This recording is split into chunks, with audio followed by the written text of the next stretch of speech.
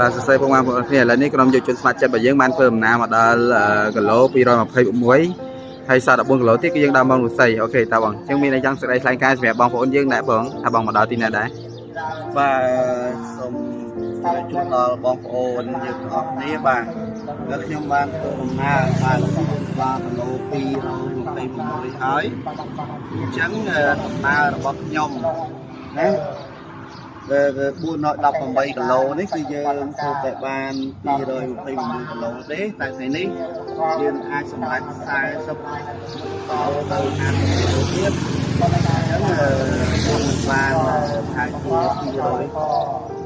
គីឡូអញ្ចឹងយើងនៅសល់ពេល3ថ្ងៃទៀតបាទ3ថ្ងៃទៀតវាសល់130គីឡូអញ្ចឹងខ្ញុំគិតថាយើងអាចទៅដល់គោលដៅរបស់យើងអញ្ចឹងណាប៉ុន្តែដល់អត់នឿយតិចហើយបាទដូចយប់មិញយើងធ្វើទាំងយប់បាទហើយដោយសារតែមិនខ្ញុំត្រូវងើបពីព្រឹកប៉ុន្តែដោយសារជើងវាឈឺខ្លាំងអញ្ចឹងថ្ងៃបន្តិចបាទអរគុណដល់បងប្អូនអរគ្នាហើយអ្នកបាត់ដំបងសូមជួយគ្រប់គ្រងនៅដំណើរស្មើជើង418គីឡូម៉ែត្រនេះបាទឥឡូវនេះយើងបានដល់ខេត្តបាត់ដំបងហើយបាទបានដល់គីឡូ226ហើយទីទៀតយើងថាជា2ម៉ោងកន្លែងទៀតយើងដល់ត្បូងរិស័យហើយអញ្ចឹងបងប្អូននៅតាមបណ្ដាផ្លូវជាតិ5ត្បូងរិស័យស្រុកពោះម៉ាឡោស្រុកសំកែបាទថ្មគោលបាទសូមទទួលបាទដំណើររបស់ខ្ញុំដើម្បីផ្ដល់ស្នាមញញឹមជួនទៅដល់ប្រជាពលរដ្ឋយើងទូទាំងប្រទេសឲ្យបានឃើញនិងចងចាំរយៈភាពបង្ហាញខាងរបស់ខ្លួនបាទអរគុណបងប្អូនអរគ្នា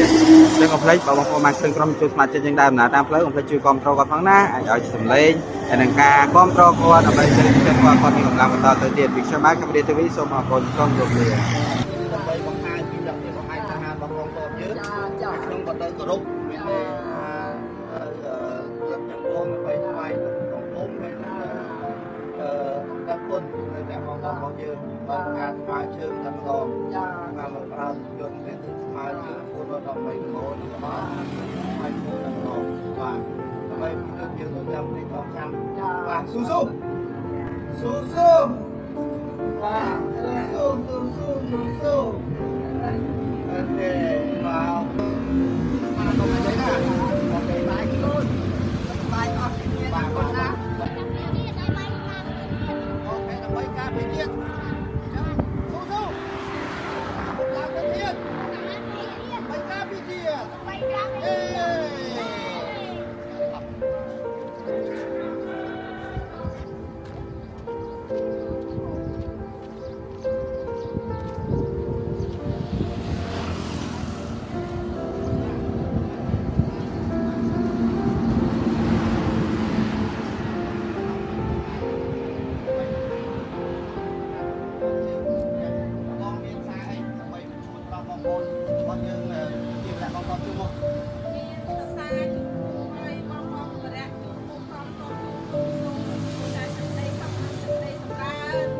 ហើយមានខ្សែដើម្បីជូនបងប្អូនប្រជាពលរដ្ឋយើងថាតើត្រូវការចងចាំរះបងប្អូនយើងឬក៏យ៉ាងម៉េចខ្សែជូនទៅប្រជាពលរដ្ឋបងប្អូនយើងដែលនៅតាមទីដែរតាមព្រំដែនសូមជួយគ្រប់គ្រងលើកទឹកចិត្តបងប្អូនដើម្បីជួយដល់កងទ័ពជាកម្លាំងចិត្តមួយជំរុញបាទបាទដីលឿនមាត់ការពីប្រទេសជាតិអូខេអរគុណបងប្អូនបាទសូមបានណាបាទ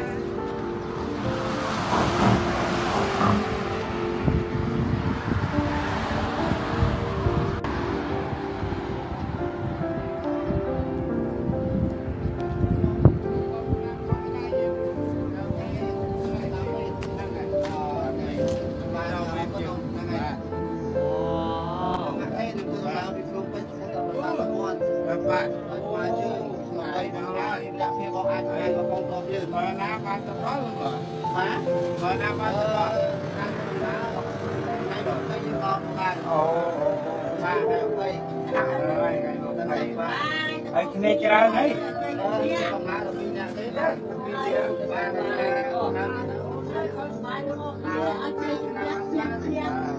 ដើរបាន20គីឡូ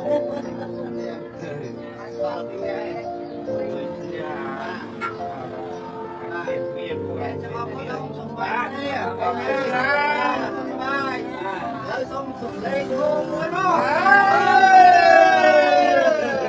បាទអរគុណបាទ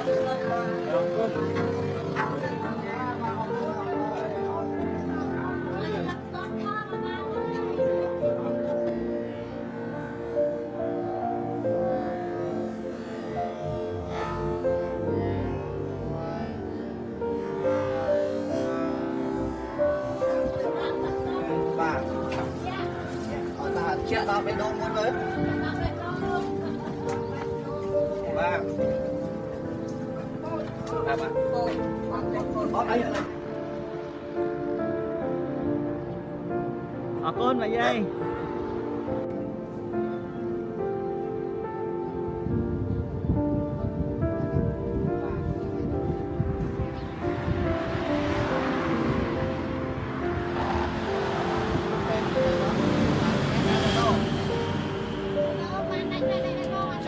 ហើយបងឃើញក្រុមការងារស្មើជើងខ្ញុំមានអារម្មណ៍ថា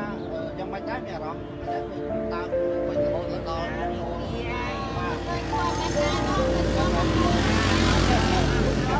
បាទខ្ញុំចង់ប្រាប់ពីបំណងរបស់ខ្ញុំដើរទេបំណងរបស់ខ្ញុំដើរនេះគឺដើរដើម្បីបង្ហាញពីអ្នកបង្ហាញក្លាហានរបស់បងប្អូនយើងទី1ទី2គឺដើម្បីឲ្យប្រជាពលរដ្ឋទាំងប្រទេសបានឃើញពីស្នាមរបស់បងប្អូនប្រជាពលរដ្ឋយើងថាតើបងបានឃើញពីបងប្អូនយើងដើរទេបាទសូមបងមើលបាទចាឃើញថាការស្នាដៃរបស់គាត់បាទទៅតាមកម្លាំងគ្នាបាទអញ្ចឹង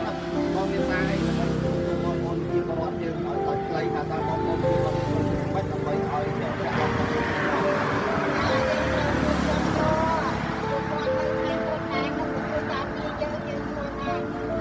ចាក់គាត់បាទ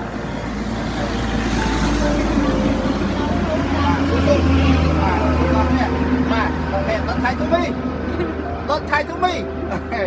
ឡូវសូមហូរមួយបាទដើម្បីជាការបន្តកម្លាំងចិត្តឲ្យបងប្អូនជាពលរដ្ឋជ័យយោស៊ូបាទអូខេអរគុណច្រើនបាទអានេះខ្ញុំសូមបាទខកជាស្លាប់មកបងក៏ចូលចេញ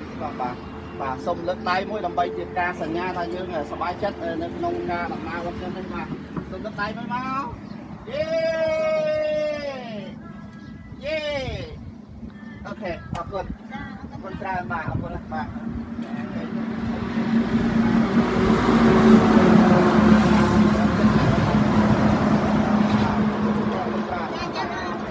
សូមគោរពនិងជំរាបជូនដល់ពុកម៉ែបងប្អូនអ្នកគ្នាឥឡូវនេះក្រុមយុវជនខ្មែរជើងដើរពីរាជធានីភ្នំពេញឆ្ពោះទៅកាន់ប្រាសាទតាមាន់ចម្ងាយ418គីឡូម៉ែត្រឥឡូវនេះយើងបានធ្វើដំណើរមកដល់ស្រុកមករុស្សីហើយនេះគឺជាសកម្មភាពក្រុមរបស់យើងដែលធ្វើការដើរទាំងភ្លៀងទាំងក្តៅទាំងថ្ងៃដើម្បីសម្រាប់ឲ្យការរបស់យើងតែយើងដើរផ្លូវចម្ងាយ418គីឡូម៉ែត្រហ្នឹងគឺយើងចំណាយពេល12ថ្ងៃអញ្ចឹងមូលហេតុនេះហើយដែលធ្វើឲ្យយើងដើរទាំងយប់ទាំងថ្ងៃឆ្ពោះទៅកាន់គោលដៅរបស់យើងដោយមិនខ្លាចភ្លៀងឬក៏ខ្លាចក្តៅរងាឡើយបងប្អូនអរគ្នាហើយនេះគឺជាសកម្មភាពក្រុមជនស្ម័គ្រចិត្តរបស់យើងដែលធ្វើដំណើរថ្មើរជើងបាទឥឡូវនេះកំពុងតែយកអីវ៉ាន់ឬក៏យកអូខេភ្លៀងសើមែនតើអញ្ចឹងបងប្អូនអរគ្នានេះបាទហើយនេះជាសារមួយបង្ហាញថាខ្មែរយើងមានស្មារតីខ្លាំងក្លាណាស់និយាយចំទៅភាពការតស៊ូភាពអំណត់ហ្នឹងគឺយើងព្យាយាមមែនតើបាទ